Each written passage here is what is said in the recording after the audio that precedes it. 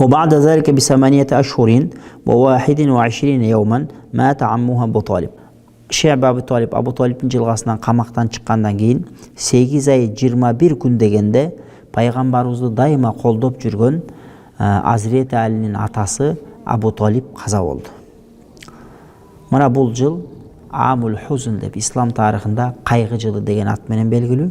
Анткени пайғамбар саллаллаху алейхи вассалам ва матат Хадижату ба'да Аби Талиб би-3 айям. Кейбір риwayаттар бойынша арғандай версиялар бар. Пайғамбарымыз саллаллаху алейхи вассаламдың байкесі, аға атасының бір туған ағасы Абу Талиб өлгөндөн кейін анын арқасынан эле пайғамбарымызды дайыма қолдап жүрген, пайғамбарымызға уул бала чакасын төрөп берген Хадиша энебиздағы анын арқасынан қаза тапқан. Демек бұл жыл пайғамбарымызға соққының үстіне соққы болған.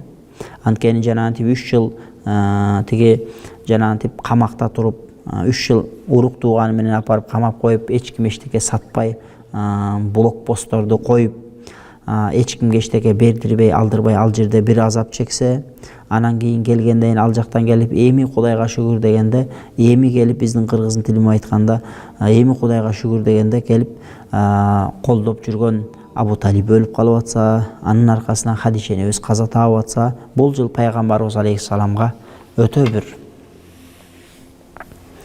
оор жыл болгон дейт. Пайгамбар саллаллаху алейхи вассалам ошон кыйналган, эң жакын адамдарынан ажыраган. Ошондуктан бул жыл ислам тарыхында Амул Хузн же болбосо кайгы жылы деген ат менен белгилүү болуп калды.